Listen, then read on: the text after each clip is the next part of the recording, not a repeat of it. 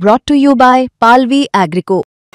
पालवी ॲग्रिको, भारताचा पहिला AI तंत्रज्ञानावर आधारित B2B आणि B2C ई-कॉमर्स प्लॅटफॉर्म. शेतीसाठी जे काही लागणार थेट तुमच्या बांधावर पोहोचणार, मोबाईलच्या एका क्लिकवर. नमस्कार, मी अभिजित करंडे, मुंबई तकमध्ये आपल्या सर्वांचं स्वागत आहे. महाराष्ट्रामध्ये गेल्या 2 दिवसांपासून फलटणमध्ये ज्या डॉक्टर महिलेचा मृत्यू झाला, आत्महत्या केली तिने, ते प्रकरण गाजते आणि आता त्याला राजकीय वळण मिळालेलं आहे आणि आरोप प्रत्यारोप बरेच होत आहेत. डॉक्टर महिलेचं जे कुटुंब आहे ते या प्रकरणामध्ये सखोल चौकशीची मागणी करत आहे आणि दुसऱ्या बाजूला राजकीय आरोप होत आहेत की खासदार, जे माजी खासदार आहेत रणजितसिंह नाईक निंबाळकर, त्यांच्या पीएननी काही फोन लावून दिलेले होते आणि त्यांचा दबाव होता आणि त्या दबावाची तक्रार सुद्धा डीवायएसपींना त्यांनी केलेली होती. त्याची लेखी तक्रार होती, ती सुद्धा समोर आलेली आहे. कारवाईची मागणी होते, पण दुसरीकडे मुख्यमंत्र्यांकडून क्लीन चिट दिली जाते. नाही, मला वाटतं की ह्याच्यामध्ये म्हणजे त्या पोरीच्या आईवडिलांना कोर्टात पाठवावं लागेल आणि हे कोर्ट मॉनिटर्ड इन्व्हेस्टिगेशन करावं लागेल. कारण का महाराष्ट्रामध्ये हे सरकार आल्यानंतर जे काही खून होत आहेत, जे काही इन्स्टिट्यूशनल किलिंग्ज होत आहेत, म्हणजे गणेश शिंदेची झालेली हत्या किंवा सोमनाथ सूर्यवंशीची झालेली हत्या किंवा वाल्मिक कराडने संतोष देशमुख यांची केलेली हत्या, या सगळ्या हत्यामागे एक पॉलिटिकल फोर्स आहे आणि हा पॉलिटिकल फोर्स या हत्या दाबायला बघतोय. आता इथे पण ज्या म्हणजे ती मुलगी आहे तर तिचे आई वडील दोघंही ऊसतोड कामगार आहेत, म्हणजे तिची स्वतःची जमीन देखील नाही आहे. आई वडील ऊस तोडायला जाणार म्हणजे वर्षातले 4 महिने त्यांना 1 रुपयाही कमाई नाही. अशा घरात जन्मलेली पोरगी मेहनतीने डॉक्टर होते आणि आपली तत्व न सोडता प्रचंड राजकीय दबाव, प्रशासकीय दबाव असताना ती पोस्टमार्टमचा रिपोर्ट पलटवायला नाकार देते. म्हणजे ह्याचा अर्थ तो मर्डर होता. पोस्टमार्टम म्हणजे मर्डर. पोस्टमार्टमचा रिपोर्ट बदलवून द्या म्हणजे मर्डर दाबता येतो का ह्याचा प्रयत्न करा. अशा परिस्थितीमध्ये ती झगडते आणि अखेरीस दबावाला बळी पडून म्हणजे ती बिचारी कंटाळून आत्महत्या करते. हे महाराष्ट्रासाठी काही चांगली गोष्ट नाही आहे. सरकारनेच मर्डर केला असं त्याचा अर्थ होतो. पण ज्यावेळेला आरोप होत आहेत त्याला इन्व्हेस्टिगेशनच्या आधीच खासदारांवरती अशा पद्धतीचे आरोप का केले जातात असा प्रश्न विचारला. अहो, तिच्या सुसाईड नोटमधनं जे समोर येत आहे त्याच्यातनं आरोप होत आहेत ना. उगाच हवेतनं कोणी असे वरनं असे काढत नाहीत ना आरोप.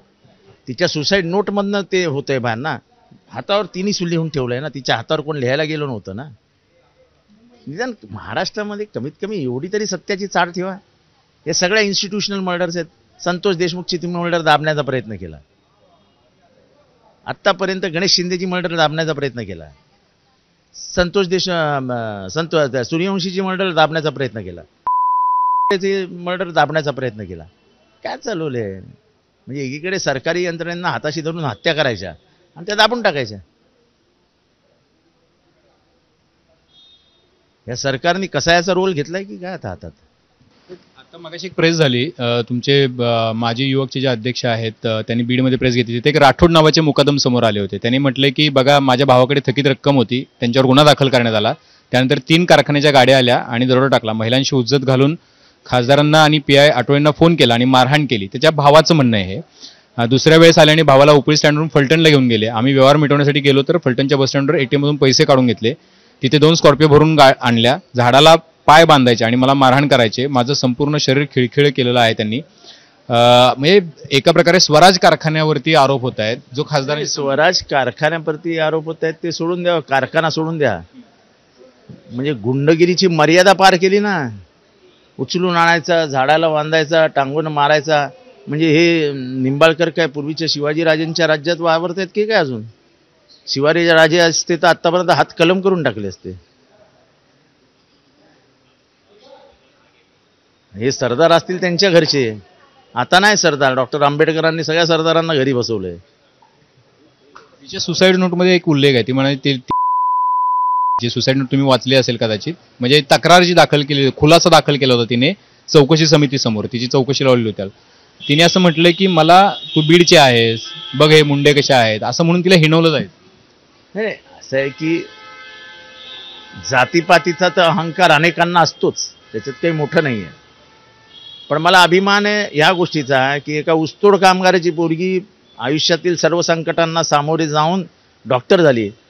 पण हे संकट समोर आल्यानंतर ती भेदरली आणि अखेरीस त्यांनी स्वतःचं जीवन संपून घेतलं, हे काही योग्य झालं नाही. बघा, वेगवेगळे आरोप प्रत्यारोप होत आहेत, तुमचा त्याशी त्या आरोपांशी संबंध नाही, पण मी मुद्दाम विचारतो. आता सुषमा अंधारेंनी एक प्रेस घेतली, त्या म्हणाले की तिला हॉटेलमध्ये बोलवून तिची हत्या केली असल्याचा संशय आहे, कारण ते हस्ताक्षर सुद्धा तिचं आहे की नाही हे सुद्धा तपासायला पाहिजे. त्यांनी जे म्हटलं मी ते कोट करतो. बहीण सांगते की ते हस्ताक्षर तिचं नाहीये, मध्ये खोली घेणे संशयास्पद आहे, यातील सुसाईड नोट गायब करण्यात आली आहे का, रणजित नाईक निंबाळकर यांनी संपदाला त्रास दिला आणि त्यांची चौकशी झाली पाहिजे त्या म्हणतात. आता हे जर असं असेल तर त्यांचा संशय आहे की तिला बोलवून हत्या करण्यात. नाही, आता सुषमा अंधारे ज्या अर्थी बोलतात त्याच्या अर्थी त्यांनी काहीतरी माहिती घेतलीच असेल. मी काही माहिती घेतलेली नाही. मी त्यांच्या कुटुंबियांनी काल मला फोन केला होता, पण फोनवरती सिग्नल नसल्यामुळे बोलू शकलेलो नाही मी. मला वाटतं की कुटुंबीय जे म्हणेल त्याच्यावरती सरकारने चौकशी करावी, आणि नाही तर शेवटी कोर्टाचा मार्ग मोकळा आहे. कोर्ट मॉनिटर्ड इन्व्हेस्टिगेशनची मागणी करावी लागेल. तुम्ही जाणार त्यांना भेट? हो, मी जाणार आहे. भेट घेणं सरकारकडून तुमची काय अपेक्षा आहे? म्हणजे जर गृहमंत्री आणि सरकारकडनं काही अपेक्षा नाही. गणेश शिंदेच्या प्रकरणात, सूर्यवंशीच्या प्रकरणात, संतोष देशमुख तर ते लावून धरलं, सामाजिक उद्रेक झाला आणि ज्या पद्धतीने हत्या झाली ती अख्ख्या महाराष्ट्राला चीड आली. त्याच्यामुळे थोडंफार तरी काहीतरी झालं. आणि जर राजकीय दबाव नसता तर कदाचित आतापर्यंत वाल्मिक कराड बीडच्या प्रत्येक रस्त्यावरती फिरताना दिसला असता. रेवती आवडसाहेब यांनी म्हटलंय की या सगळ्या प्रकरणामध्ये कोर्ट मॉनिटर्ड इन्क्वायरी होणं गरजेचं आहे, त्याशिवाय यातलं सत्य जे आहे ते बाहेर येणार नाही. कॅमेरामन महेशसह अभिजित, मुंबई तक.